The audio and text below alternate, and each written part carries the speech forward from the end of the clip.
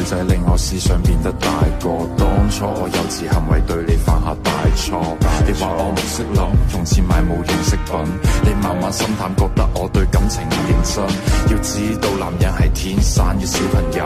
小朋友弱點會忽略另一半感受。要改正好簡單，我只係欠條教，經歷得多反而可以令到愛意濃厚。致命嘅世界永遠好動帶着可愛，佢冇時間迷惘，愛情錯過卻唔可再從開始走到結尾，那個不會變大個，但終要想要那個理由，有誰可以勸阻？待要 F4 仲有變數，最普通嘅距離世上遍佈，